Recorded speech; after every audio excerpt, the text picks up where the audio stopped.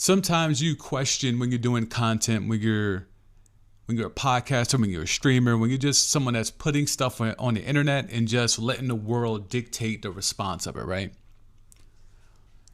I've long coined the phrase, I'm your favorite podcaster's podcaster.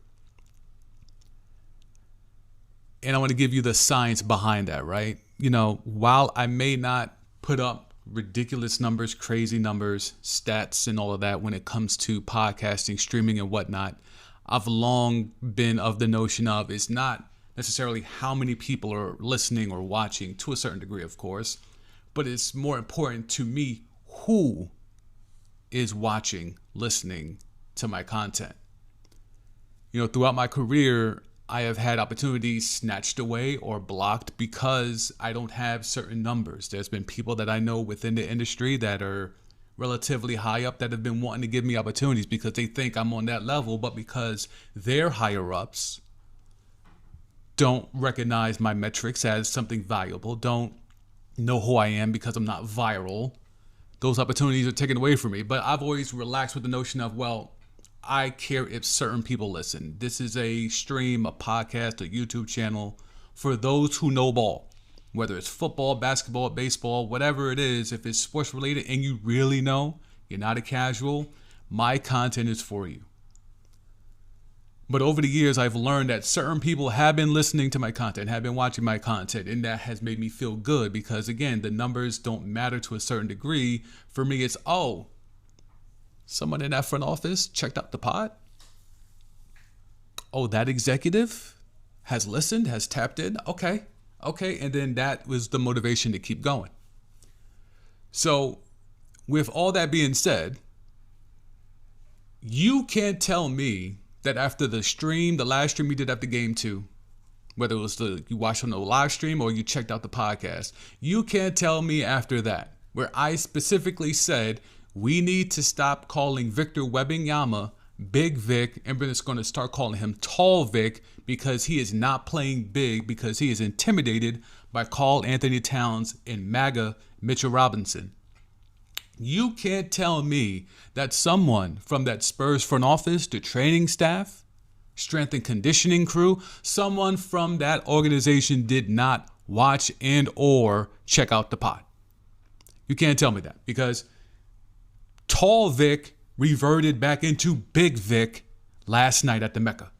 So you can't tell me someone from that organization, that front office, did not tap into the stream. We had over 250 people, and the numbers are growing with the VOD, the video on demand portion of it. And the podcast numbers did well as well. So you can't tell me someone from the organization did not tap in. And I now have learned, not only do I have professional ties to the Spurs organization, I now even have familial ties to the Spurs organization. So that even confirms it even more to me that someone from the Spurs tapped in. I'm not saying Big Vic. Yes, we're back to calling him Big Vic after last name. I'm not saying Big Vic tapped in, but I think somebody. I called out all of them. I called out the Spurs. I called out the front office. I called out the luminaries. I called them all out. Called out Tim Duncan, David Robinson, George Gervin. I called them all out. Pop, all of them. And all of a sudden, Tall Vic turns into Big Vic in just one swoop. When he was out here trying to be Kevin Durant, instead of being Giannis Antetokounmpo, the Nigerian freak, he now magically turned back into Big Vic, but he is coming out first quarter, getting touches, getting paint touches, getting lob touches. Exactly what I was saying he wasn't doing, especially in game 1, but even in game 2. Magically, that just happened, huh? Magically, right? All of a sudden, a Spurs organization that has buku Larry Obes, that has Hall of Famers up and down the front office, that has all types of high-level, high IQ. Big Nasty Carlos Williamson is on that coaching staff. Big Nasty tapped into the pod?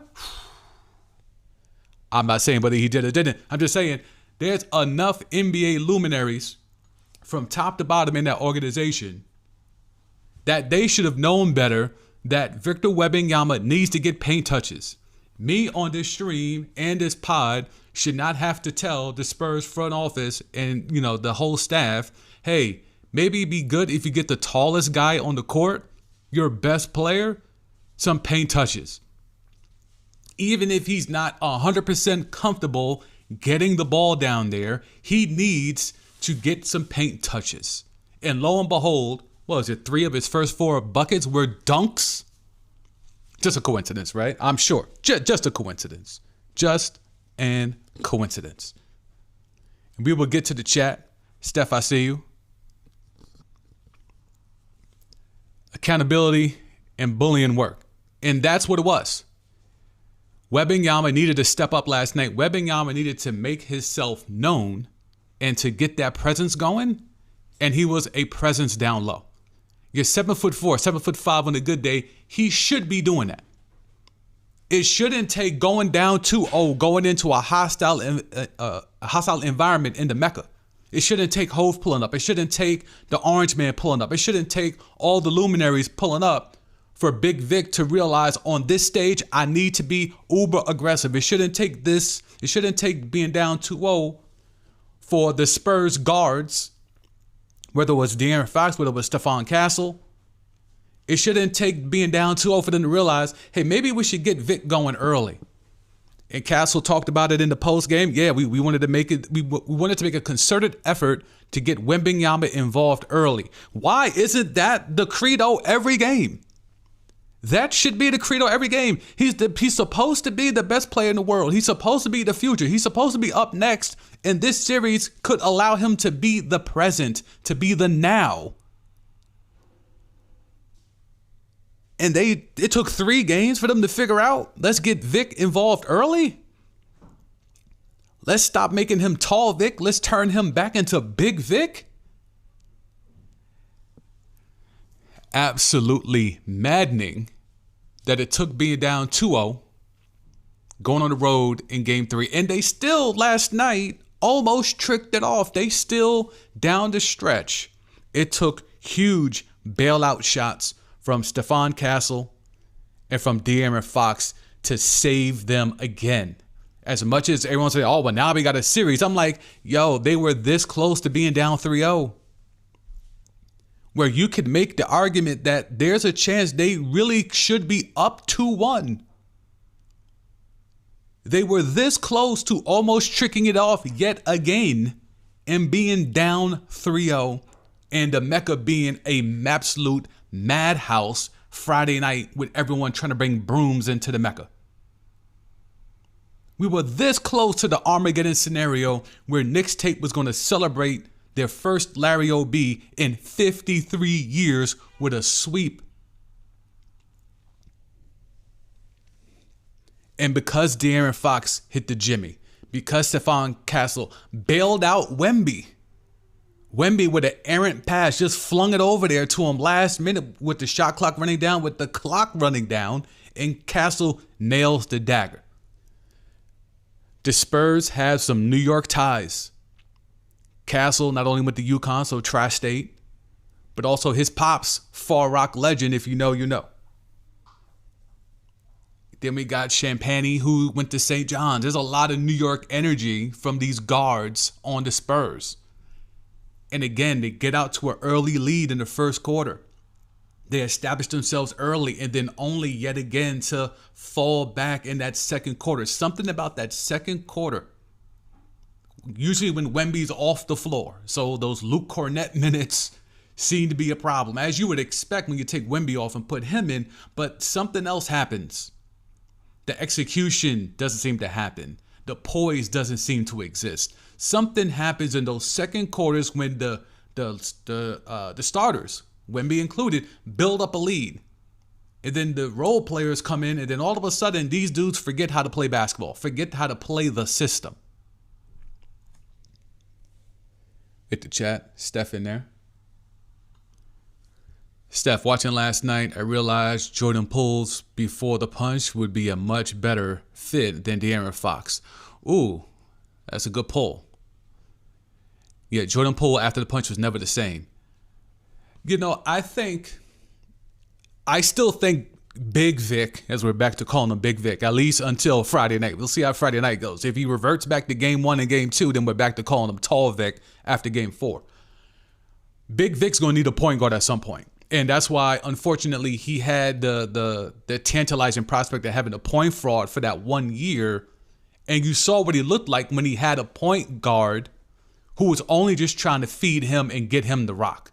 Now, point fraud is gone. He has to get a more score first point guard in De'Aaron Fox, who, while it was beneficial last night, they needed De'Aaron Fox to take that shot and make that shot last night.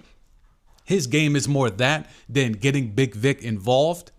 I think the Jordan Poole thing would be good to stretch the floor, but Jordan Poole would definitely not be passing the ball to Big Vic in any way, shape, or form as much as De'Aaron Fox. De'Aaron Fox has maybe, if I had to do a split in terms of point guard, De'Aaron Fox is probably a 70-30 point guard in terms of shooting to passing. Jordan Poole is about 95-5. He's about 95-5 when it comes to passing the rock. But I think as we watch Big Vic's evolution, as we watch the Spurs continue to try to put pieces around Big Vic to get more appearances in the NBA Finals and maybe get a Larry O.B. if they don't get it here, I think a point guard is going to have to be essential. Someone whose main job is going to be facilitate. It's Vic involved. You can even slide. I think Castle's good enough that you could slide him to the 2. And then you could put Dylan Harper at the 3. Like, I don't think your backcourt needs to be Stephon Castle and Dylan Harper. I think those two guys can slide a spot, and then you go get a facilitator, and you still have Vassell, Champagny, whoever is going to be that fourth guy, that hybrid 4. Like, the Knicks are out here with not really a real power forward. The Knicks are out here with a bunch of wings. They have 3 small forwards that are playing shooting guard to power forward. Like, let's be clear. Jalen Brunson's a point guard only in name only. He's not a point guard, but he's 6'2" on a good day, on a really, really good day. So he's there. So he plays point. Your shooting guard is OG Anunoby, whose natural position is the 3.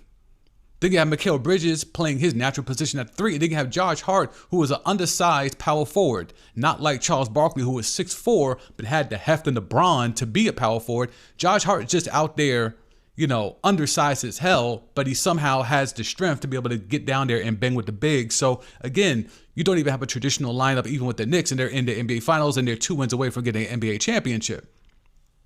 So you don't need to have Stephon Castle just because you drafted him as a point to be your actual point guard. You could go and slide him off the ball and go bring in the actual point guard and let that cook up.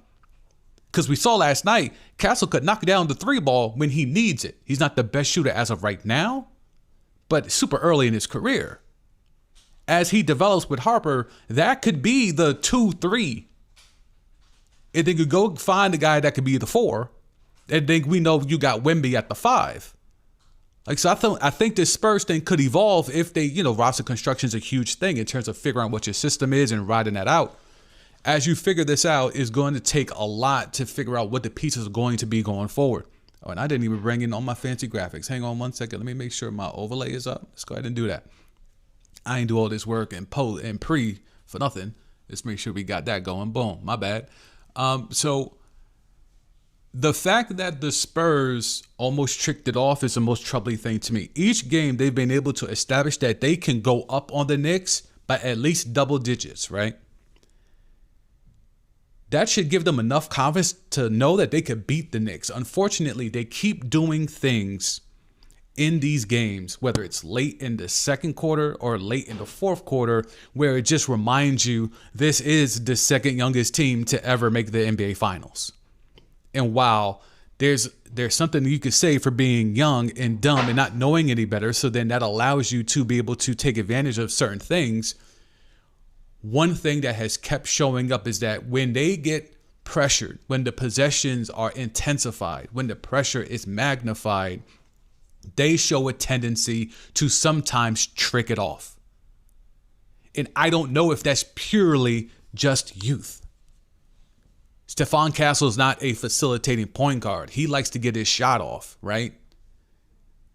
I don't know if in the end of these games, he realizes when Vic has an advantage. There were multiple times down the stretch where Vic was on switches. Again, this is a reoccurring theme throughout each one of these recaps I've been doing. There has been multiple opportunities where Vic is being guarded by little dudes. And yes, even though OG Anunoby is 6'7", 6'8", he is a little dude compared to someone that is 7'5". There were multiple times where he was being guarded by OG and they did not get the ball to him, and I just don't understand why. And it almost cost them. As much as there's a sigh of relief if you're a Spurs fan, a sigh of relief if you're Adam Silver, you still have to have the reservation of, yo, man, they were almost down 3-0. As much as Mike Brown is complaining about the refs and complaining about the free throw disparity in the post game, how much of a vet move is that? This man is channeling his inner Pat Riley. He's channeling his inner Phil Jackson, where I lose, I'm going to blame the refs. It ain't me. It ain't the fact that for the third game in a row in the NBA Finals, my team came out flat in the first quarter. It can't be me. It has to be the refs. It has to be the officials. Even though Scott Foster wasn't there last night, can I find a way to blame Scott Foster? This is where, when you realize what is happening when it comes to transition, when it comes to evolution, when it comes to maneuvering the capabilities of what is possible, you really have to examine how the game is played and how it's broken down. The Spurs, late in shot clock, those threes still go up in bunches with no regard for human life. Okay? Those threes come in bunches in a major way, and it is maddening to watch it. And it doesn't even always come late in the shot clock. Sometimes it's with like 15 seconds left. It's just when the possession gets bogged down with whatever set they're trying to run isn't running efficiently or effectively, they panic. And that's why you have a point guard who can calm things down. Castle kind of has it in him. Then that, watching him at times, it's like, I see it in you. I see you trying to calm the team down. Like, yo, I got it. Like he tried to calm Big Vic down during game 2, but Big Vic the moment was too bright. He got into his Jared Allen bag and he threw the ball away. But Stephon Castle has it in him, but I don't believe it yet. I don't believe in it yet. I need to see way more of it for me to co-sign and really be tapping in on his ability as a facilitating point guard. Not just a point guard, a scoring guard, a combo guard, hybrid guard, whatever you want to call it, but as an actual point guard. But there were times where the offense was bogged down, the set wasn't working, and they just would panic and chuck a 3 up. Playing hot potato, passing rock around. Whoever has the next best available shot, just shoot it. And while that works in November, while that may work in February, while that may even work in April, this is June. Larry O.B. is on the line. You cannot do that. You cannot play with your food like that. The Spurs play with their food way too much. Hit the chat. Steph, Jaren Jackson, Triple J could be a piece for the Spurs to go after. There's no real big playing alongside Wemby, and I think having someone of its caliber allows Wemby to be more of a free safety on the defense. I like that. I like Triple J. He's definitely going to need somebody. Building that roster is going to be so important going forward. Building that roster is going to be extremely vital going forward because you can't just depend on him alone, right? There's a reason why they made sure to go get Castle, to go get Harper, and they hit on those draft picks and make sure they go make the deal to go get De'Aaron Fox and sign him to the max bag. Like, there's a reason why they went and got all those guys, right? I think, though, to bring him, Triple J, it's, if you could find someone like him, yes. I even think you could go a traditional route and go get just a regular size 4, like an Isaiah Stewart type of dude. And I'm not saying Isaiah Stewart specifically, but a dude like that. Or even low-key, Jalen Duren, his price is coming down because of his performance in the playoffs. If the Spurs can go out there and lowball him and get him under market value, put him at the 4, again, or even, look, the transition, Wemby could do this Anthony Davis style if he wants. He can go be a 4 if he wants to. Let Jalen Duren take the punishment. Let Jalen Duren have to guard the likes of Cat. And then he can do the free safety thing, I think, Steph, even from the 4. So there's a lot of ways the Spurs could play with this and make it dangerous and lethal, depending on the roster construction. If you're looking at this from a Knicks POV, you have to consider the fact that you could have went up 3-0. You could have stole another one. You stole game one. I want to say you stole game two, but I think that was more the Spurs than the Spurs choked. Knicks took advantage. You stole game one. You took advantage of the Spurs choking in game two, and you almost were able to steal another one in game three. Jalen Brunson is your point guard, and Jalen Brunson is out here taking damn near 30 shots a night. And while it worked in San Antonio, I think more so that was the Spurs' fault and not the Knicks' prowess. It came to rue them last night. Karl-Anthony Towns cannot take 10 shots in the NBA Finals game, and he's your second best player. And I use best with the quotations because we know he's actually their best player, but Jalen Brunson's their most important player. Karl-Anthony Towns should not be taking only 10 shots. After looking the way he looked, and we were ready to give him the MVP trophy. We were ready to call Cat MVP. Barkley's been talking about in the postgame.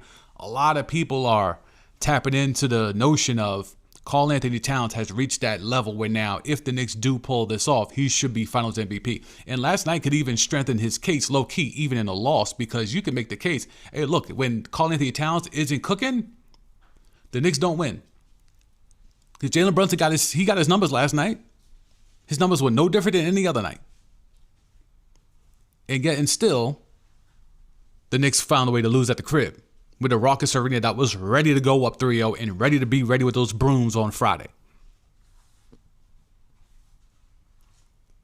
Karl-Anthony Towns cannot take 10 shots. And while I'm not saying they need to do the same thing like the Spurs did with Wemby, where they need to get him involved early, the few times Karl-Anthony Towns got the rock, he was uber passive. They blitzed him a couple times. He tried to swing out of it. That's not the dude we saw when they were in San Antonio. The dude we saw in San Antonio was putting his head down and his shoulder down and being aggressive, getting to the rack, and he was not doing that in game three. Don't know why. He probably wasn't in rhythm because he probably didn't get a lot of early touches, but something happened with Cat to where 10 shots was not a thing. Like 10 shots was too little of a thing for him. There should never be a scenario where he only gets 10 shots. He's too good. You don't do what you did to go get him and absorb the contract that he has to be in a game where you could go up 3-0 and effectively secure a Larry O.B. Because even if you go up 3-0, you could play with your food one or two times and lose a game or two and then still bring it back to the crib for game 6 and finish the deal. You had a chance to effectively win a championship last night, and Karl-Anthony Towns, who is your most talented player, your best player, only got 10 shots. That is extremely problematic. And it just highlights again why Jalen Brunson is not a point guard. He's just a short scoring guard. But Big Vic returned. And you just saw the difference it makes. And that's why it's like, well, why don't y'all know? Why don't y'all realize y'all need to do this every game? Everybody's shot opportunities were easier, were more open. Harper was able to dive to the rim and be able to get to the rim easier when Vic is out there establishing the paint early. Stephon Castle had freedom to move. De'Aaron Fox, even though he had a rough shooting night, but his ability to get into the paint, drive and kick, and move the ball around. That's the key. Driving and kicking. Again, this basketball thing, all sports are not that difficult. We just make it more difficult with the analysis paralysis that we do. Basketball is predicated on if you have shooters, you need to be able to move the ball to free them up to get shots. So someone has to sacrifice themselves and either be the target in terms of I am Big Vic, I'm 7'5", I can get the ball in the paint or a touch near the paint, and the defense is going to collapse towards me. That opens up opportunities for my teammates. It's then on me to begin the process of getting rid of the ball and the ball being swung to one of my now 2 or maybe even 3 sometimes open teammates. Someone has to be that sacrifice. Someone has to take that L. And what we're witnessing is that now, when you get Big Vic involved early, the defense is going to collapse because they have to, unless they're going to leave whoever's guarding Vic on an island. Now, that to me would be a sneaky adjustment if the Knicks were willing to do it. As good as Wemby looked last night with a 30 ball, I'm of the mentality of I want to see if Vic could go for 50. ISO him up one-on-one the entire game. Don't send nobody. Dare Big Vic to be Big Vic for 48 minutes. That's the adjustment I would make if I'm Mike Brown. Instead of complaining about the referees and trying to get your Pat Riley on, instead of trying to get your Phil Jackson on, how about you just ISO up on Big Vic? Just like it was, it's easy to ISO up on Big Vic when he's out there taking jumpers, like in game 2. He's out there taking 18, 19-foot jumpers with the game on the line. It's easy to ISO up on him there. No, when he gets those paint touches, when he's getting those lobs off, let me see you stay one-on-one. When he's killing you with that, if you want to stay home on everybody else and you don't want Castle to get going, you don't want Vassell to get going, you don't want Dylan Harper to keep driving into the teeth of your defense, then let me see you ISO up on Big Vic the whole night. If Mike Brown wants to get into his coaching bag, you showed me you got a trick up your sleeve by pulling out the Pat Riley, Phil Jackson move of blaming the refs. You got that in your bag. Cool. Let me see if you got this in your bag. ISO up on Big Vic. Dare him to put up a 50 ball to tie this series up. I'm staying home on everybody. We're not collapsing the defense. He's 7'5". We're not collapsing the defense. He get those lobs off all night. You get them lobs all night, but we are not leaving Harper. We are not leaving Castle. We are not leaving Vassell. Steph in the chat. Has OG been the most consistent Knick in the last 2 rounds? Yes. He's their best shooter. He's their best shooter. Landry Shamet has gotten hot over the last 2 rounds. But in terms of their most consistent shooter, it's been OG. He is their shooting guard, which is a wild thing to say when you could look at his Toronto numbers and you can make the case that the boy can't shoot. But he has made such a marketed improvement over the last few years, especially since becoming a Knick, where it's like, oh no, OG, like when they draw plays for a 3, they use Brunson as a decoy, but they're trying to get the ball to OG. Like they'll settle for Jalen Brunson taking the 3. But in terms of makeable threes, like confidence in making this 3, it's OG for sure. So yeah, OG is definitely the guy right now in terms of he's the shooting guard. He's the most consistent shooter. He's arguably their best shooter. That's who he is. Let me see if I can get to the box score here. I think this is the Spurs box score. Did they pull over the Knicks box score? Give me a second here. Appreciate y'all for pulling up. We're trying to figure this thing out on the fly. So if things look a little bit janky, we're not at the crib. We don't have the usual setup, but we're trying to make it work. We're trying to make it happen. So let me see if we can pull this up and see if the Knicks thing pulls up. It should be a screenshot of the Knicks. Yep, there we go. And then I will bring myself in that way. Okay. All right. So as you see here, this is the Knicks box score. As you see on that left side of the screen, you're looking at the shot attempts. Jalen Brunson with 25 shots. Okay. This man is taking way too many shots. When you look at and what OG was able to do, OG with 13 shots, but it's efficient. 3 of 7 from 3. And again, I don't just read the box score. I'm using the box score to interpret my thoughts to confirm with what I saw in the game. So this is what, usually you don't get this from people that are in sports media. People in sports media, they will just go line by line, read this box score to you, watch a couple of highlight packages on the internet, and then pretend like they watched all of the game. But everything I've been saying had nothing to do with this box score, but everything I've been saying, you can now correlate to that box score, and it confirms, yes, the CMD did watch the game last night. So Brunson's out here with 25 shots, OG Anunoby with 13. As you see there, Cat only with 10. 0 for 2 from 3 for Cat.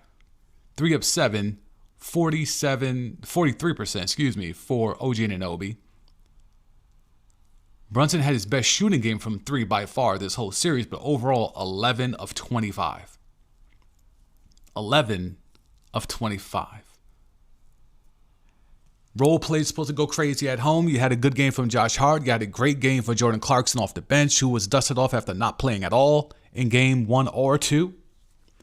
So the Knicks are in a position where, what's the adjustment, right? Is there an offensive adjustment? Sure, let's get Cat involved. But how is that going to happen? Well, that requires Jalen Brunson to not take as many shots.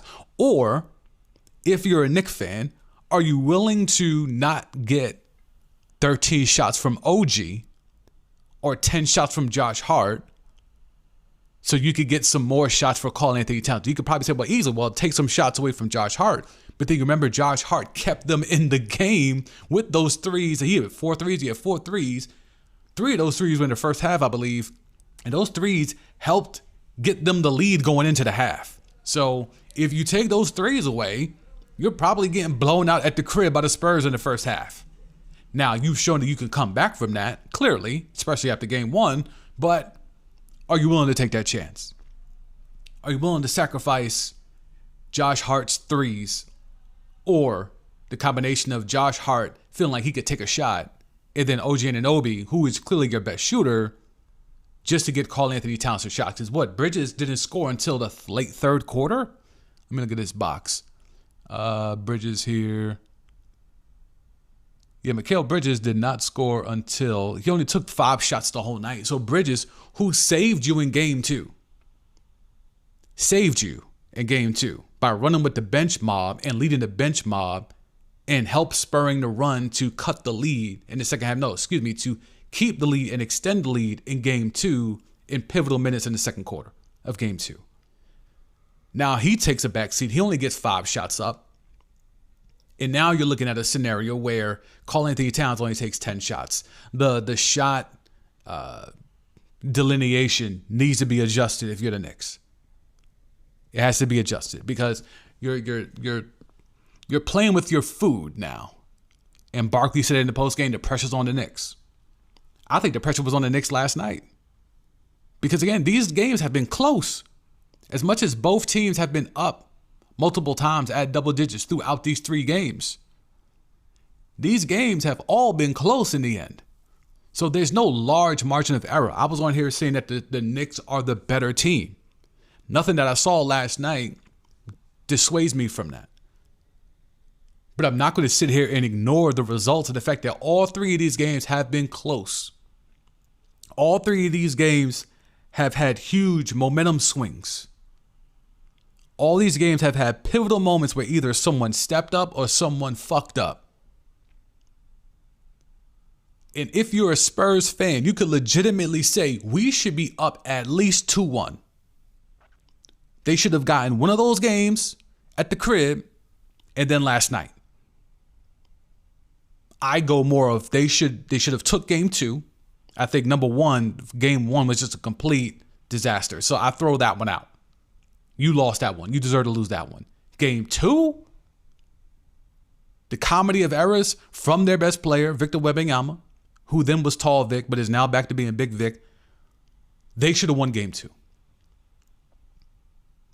Now you go on the road, hostile environment, all the stuff, and then you be able to go ahead and get it done on the road. I would be furious if I was the Spurs. I'm like, we should be up 2-1. We should be halfway to a Larry O'B, not the Knicks. We should be halfway to celebrating and having a parade, not the Knicks. A lot going on there. Absolutely a lot going on there. I think ultimately, if we're really trying to navigate what the adjustment should be, the Knicks are going to try to stop the lobs. Now, if they're going to try to stop the lobs, that means the guards are going to have to now take floaters and runners or hit the middies crazy. If I'm De'Aaron Fox, you're salivating. If you're Stephon Castle, you're salivating. I still want Big Vic to be aggressive. Even though the Knicks are going to try to fight like hell and bump him and scratch him and throw him on the floor, I still want him to push through all of that. Don't fall for the Mike Brown trap. Mike Brown is setting the trap by talking about the officials. Let me see if I can find that screen. Did I pull into Mike Brown? Let's see. Mike Brown's pulling the trick. He ain't slick. And the trick is you talk about the refs, you put the pressure on the refs to call the game what you feel is more even. And then in the next game, usually there's a swing in terms of what the foul disparity for other teams. There is usually a swing when you go the other way. I'll pull up a cat graphic instead, just so we can keep hammering home the point of Cat is out here not getting the touches he should be. Give me a sec. Let's pull that up. Is that going to work for me? There it is. And then we go over that. And then we bring that. All right. So you see it here. In games 1 and 2, Cat was giving you 20. He's giving it 20, shooting over 55% from the floor, 3 of 7 from 3, hitting the glass crazy, 13 boards. So he's giving you 20 and 13 through the first 2 games. And 4 dimes on top of that. So even the times he was blitzed or pressured, he's moving the ball, kicking the ball out. Complete stark difference last night. Complete stark difference last night. And that you can spin this the other way, quite honestly, because you can say, hey, when you're on the road, you need your best players to play at their apex because your role players are normally not going to be top tier on the road. So you need your stars to play more like stars on the road than at home. You could get that line off. And there is some factual statistical data that kind of correlates with that. Stars are more needed or more impactful when they play at their apex on the road as opposed to home. So you could say, hey, it's cool. Cat, I'm not saying he's taking a back seat on purpose.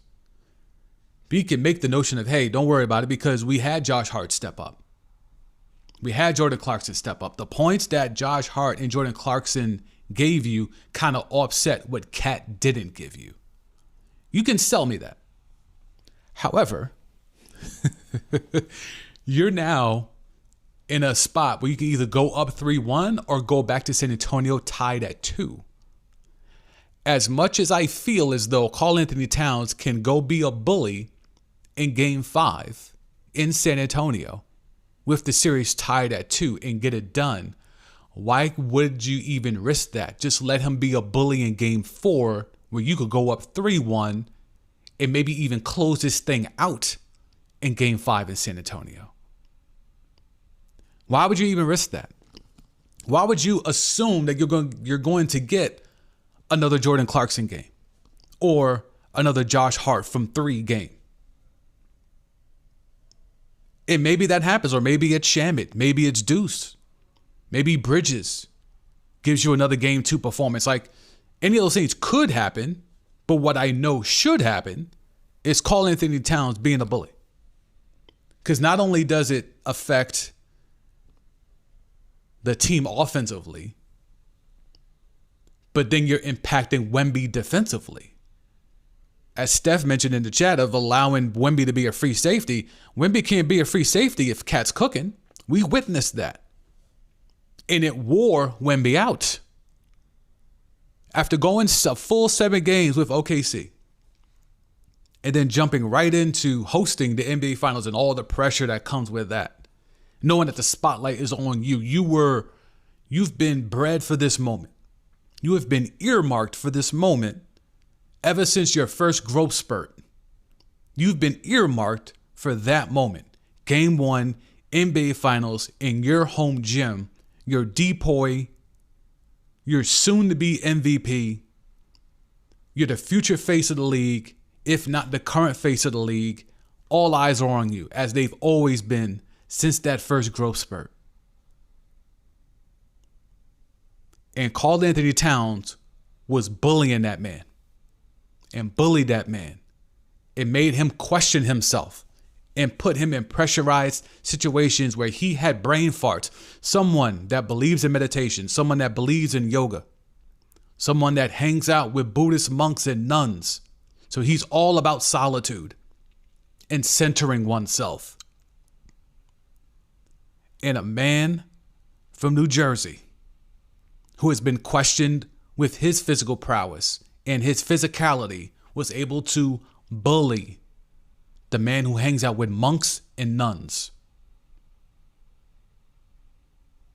Why would you just wait for that to happen in Game 5 when you can force the issue and push for that to happen in Game 4?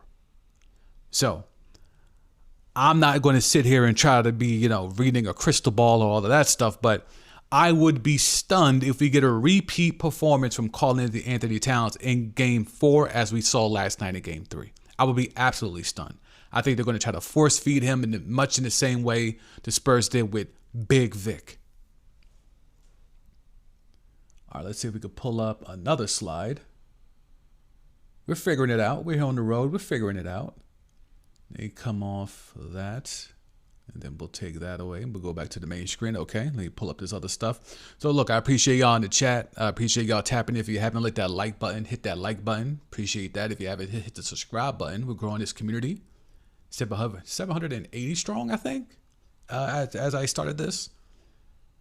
So, trying to get it going, trying to get it popping, trying to build something here. 1K is the next goal. So I need to get 1,000 folks in here and see where we go from there. Let me see. Let's pull up the Wemby stats, right? Or no, second half stats. We'll go second half stats. All right. I'm going to go away for a sec. Check 1, 2. And then boom. So if we talk about what happened in that second half, as you see, the Knicks were rolling. 64 points, almost 60% from the floor, 8 of 17 from 3. That's just under 50%. You see the free throw attempts, and this is what Mike Brown got into, right? 14 free throw attempts in the first half, only 8 in the second.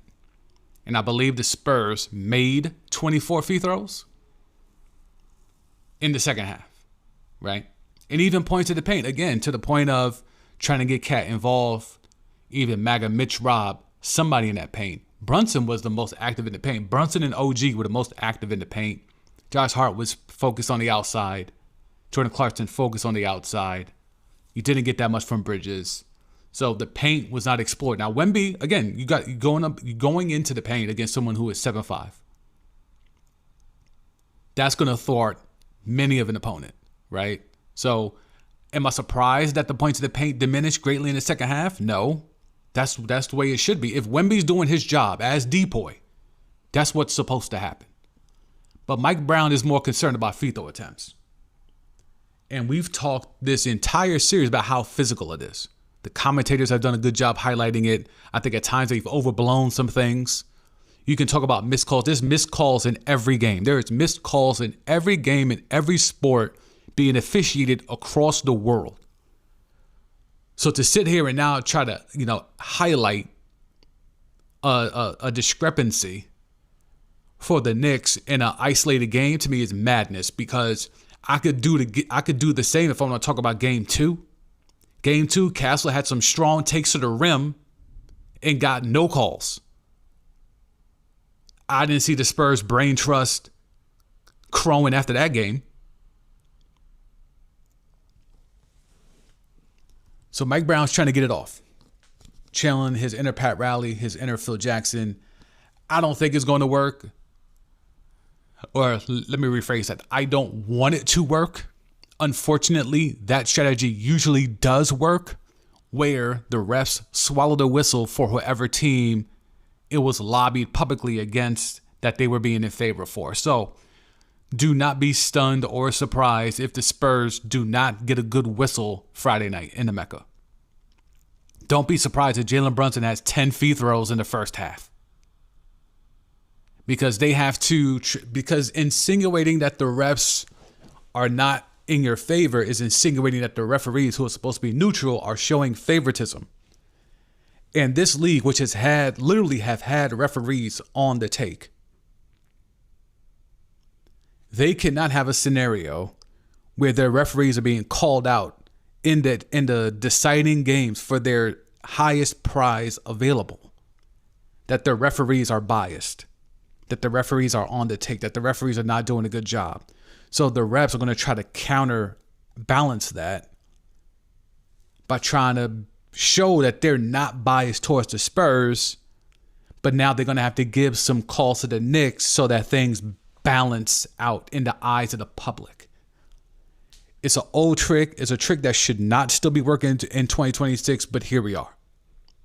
Maybe they prove me wrong. Maybe they prove me wrong in Game 4 and don't show any biases towards the Knicks and giving them any favoritism. But Mike Brown knows exactly what he was doing. He's going to take that fine and eat that fine, no problem. Because if he's able to steer this team towards a championship, it's worth every penny. That fine will be worth every single penny.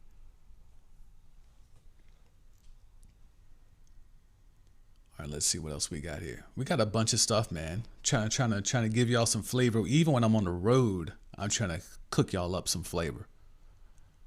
Let's see. Did I put the Wemby up already? I think I put the Wemby up already, but let me see. Let me make sure.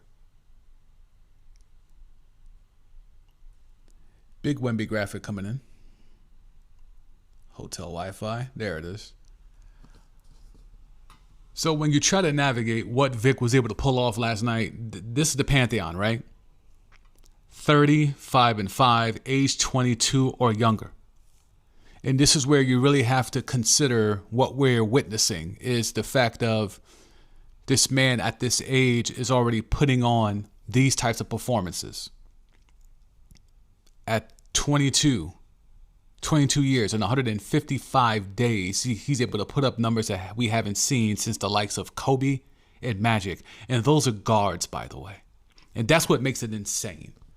7'4", 7'5" on a good day. And last time was a good day, so we're going to say 7'5". 7'5" and you're putting up 5 dimes. 5 dimes at 7'5".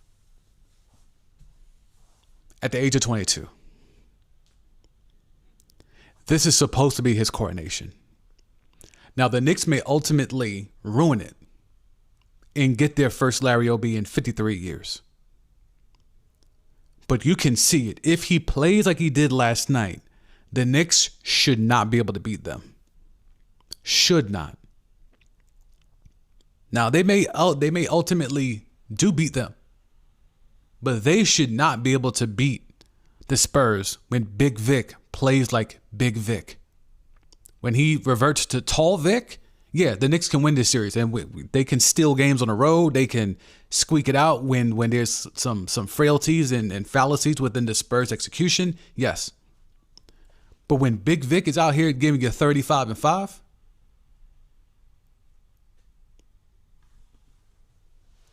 he's supposed to be getting coordinated. This is supposed to be his first chip, his finals MVP. This is supposed to be a carbon copy of what Tim Duncan and David Robinson did all them years ago. Where David Robinson was on his way out, Tim Duncan was on his way in, and the baton was being passed not only from best per player on the team, but the baton of, oh, he's next up. That baton was hoisted upon Tim Duncan when he got that first championship in '99. Now, here we are 27 years later, and the Spurs are in the same position. They have a guy who was supposed to be coronated as the next guy up. Now, Tim Duncan didn't play with his food, and he was in the paint with his. And he's got some of the same dexterity, flexibility, footwork that Vic does. But Duncan lived on a block. Now you have Big Vic, Wemby, Victor Wembanyama, who clearly has influences from Harden, influences from Kevin Durant. So his game is a little different. But at the end of the day, you're the tallest man on the court. Arguably the best player on the court. You should be in that paint. When you get 7'5", you should not be 30 feet away from the basket half the time. There is no reason. It's inexcusable to be that tall and be that far away from the rim the majority of the game. I know the physics and the analytics could tell you a lot of things, but I don't speak analytics. They're only beneficial when they try to inform me of what I'm missing. Analytics cannot tell me that being 7'5" means you should be 30 feet away from the basket. I don't care what metric you give me. I will never believe that. I will never co-sign that. But what I do know is is that when Big Vic plays like Big Vic, this Spurs team is good enough for this year to sneak in and get a Larry O.B. Now, whether they get it predicates on Game 4. So many things to keep an eye on. One, is Big Vic early in Game 4, or does he revert to Tall Vic? 2, do we get Big Cat? Does Karl Anthony Towns get touches? And if he gets those touches, who's sacrificing shots? 3, did Mike Brown's Jedi mind trick work? Did him saying that the Knicks got no whistles allow the Knicks to get all the whistles early in Game 4? And 4, which of the stars that the Spurs are predicating their game on? Because again, if I'm telling you that stars matter more on the road than at home, Spurs on the road, right? So they got a Big Vic performance and they got a De'Aaron Fox performance, even though the stat line will not show it. He made the shot that mattered. You got him for that moment. You're paying him max bread for that moment, and he delivered. And you could argue, like Kenny Smith did in the postgame, that he should have been one taking the shot at the end of Game 2 instead of Big Vic. Is it going to be De'Aaron Fox? Is it going to be Stephon Castle again bailing out Big Vic? Is it going to be Dylan Harper continuing to be a menace, diving to the rim? Or will it be somebody else? Keldon Johnson gave you something. Vassell has been consistent. Who's going to be the second and third guy for the Spurs Friday night? Unless the Knicks do the unthinkable, like I mentioned, of just playing Vic straight up and daring him to drop a 50 ball, then we might be able to get a new, might be able to get a new graphic. Who's the youngest player to drop a 50 ball in the NBA Finals? Do the Knicks switch up their defensive assignments, the defensive strategy when it comes to Big Vic? If you keep doing drop coverage and you keep collapsing off the screen and roll, you're now daring the guards to make the floater, to make the runner. Will those guards take it, or will they still just try to force feed Big Vic on the lobs? I'm here for both. I think you should mix it up and do both. I think De'Aaron Fox should be able to get his floater and his runner game popping. Castle the same. And even Harper. But you cannot stop throwing the lobs to Big Vic. He's 7'5". He was given those long-ass arms for a reason. Take advantage of it. Hit Steph in the chat. Can Wemby's greatness overcome the young-mindedness and immaturity we tend to see from the Spurs? I think Game 4 would tell us that. I think Game 4 would tell us that answer, Steph, and I think it's a good question. I think ultimately that's the battle we're seeing. We're seeing the battle of, clearly we see what Wemby can do. If he's given the right opportunity, when he's being fed the ball correctly, we know how he can execute. We've also seen him himself fail. So it's not just the guys around him failing, but also, Wemby himself. The fact that Stephon Castle was telling him slow down. We got it. And Wemby, his brain's working so fast because he's trying to process so many things. That's my version of it. He gave you the blurry stuff. It was blurry. I don't know. He gave you that in the postgame. I think he's trying to process because, again, he's been bred for these moments. He's been trained and under severe scrutiny and pressure for his entire life for this series right here. His brain is trying to process of what to do, that he had a brain fart. Sometimes you can think so fast, your brain just says, nope, and flat lines. And he did the dumb thing of throwing the ball. Jalen Brunson steals it, and then he compounds it by doing the foul. So it's not only just rebounding from the Spurs' lack of experience and lack of maturity and lack of late game execution, but it's also Wemby himself understanding the moment, not only for himself, but for his entire team. When he threw that ball to Stephon Castle, he talked smooth in the postgame like, oh, yeah, I trust him. I know he can make that. And while he may believe that, he was also trying to make sure I can't make another mistake. Like, that was a real bailout where last minute, I'm going to go up for the shot. Oh, catch right there. Here, Stephon, you take the shot. That was a bailout. That's not a play design. But again, Castle was ready, catch and shoot, bang.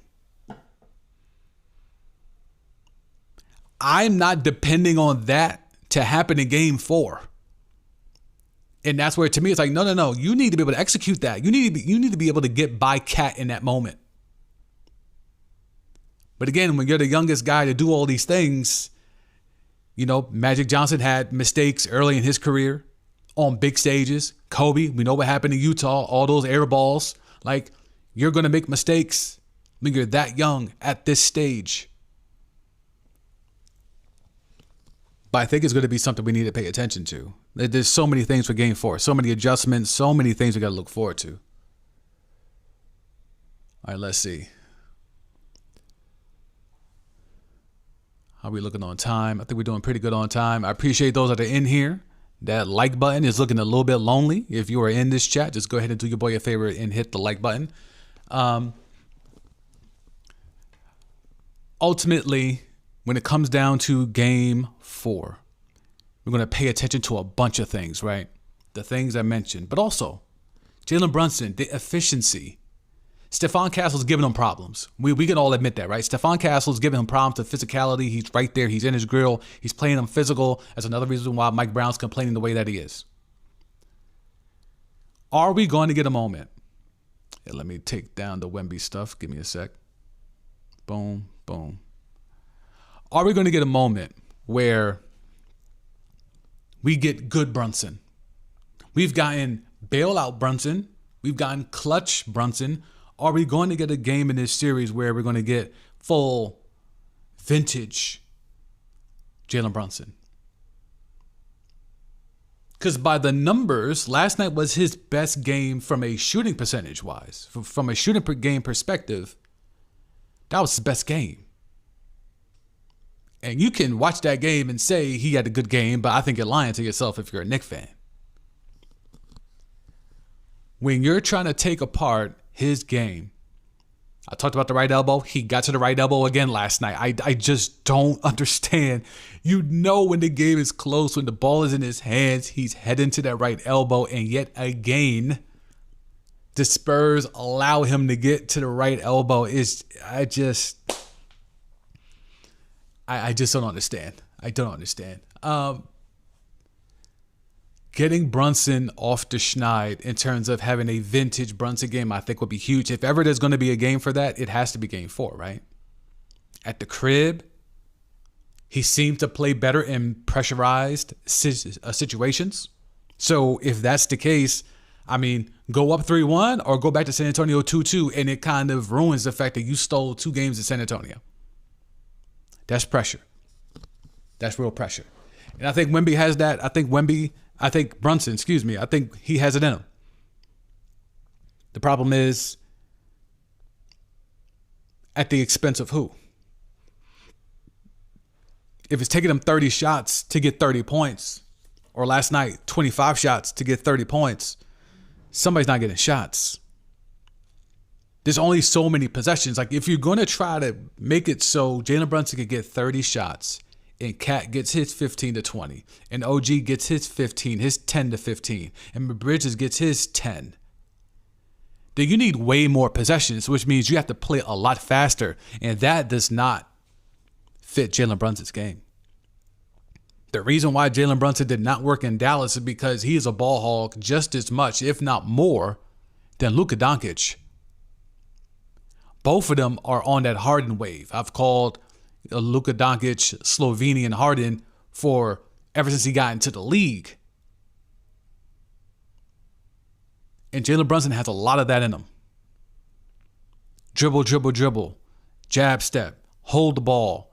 Give me a screen. That one didn't work. Come back. Give me another screen. That one didn't work. Let me swing it. All right, swing it back. Let me get a third screen. That's what Jalen Brunson does. None of that is up-tempo. None of that is easy offense, early offense. It's all milk the clock. Set everything up. So I don't know. I think for the Knicks to win a championship, they're going to need at least one vintage Brunson game. I mean, obviously, they won't care. 4 wins is 4 wins. You get a Larry O'B, it doesn't matter if he has a bad series. But I think if you're trying to really take advantage and go at 3-1 and have 3 opportunities to close it out, you want to make sure Jalen Brunson is at his apex. And right now, whether it's the pressure, which I don't think it's that, if it's Stephon Castle, who's playing a part of it, the referees not giving them every single bailout, like some of those calls last night. See, and that's what's maddening. And then we'll probably tail this thing down and wrap up. Mike Brown can't talk about the refs and the fact that he thinks they swallowed their whistle, and the fact that the Spurs got so many more free throws, especially in the second half, as opposed to the Knicks, and I had the graphic up earlier. When Jalen Brunson got 2 huge bailout calls in the fourth quarter, huge, where he's initiating the contact. He's not giving the Spurs player a chance to get into a defensive stance, but because of who he is, the reputation he has built up, and his tendency or his penchant for drawing these fouls, he's able to throw himself into people and draw contact. You can't tell me about the refs. You can't tell me about bailout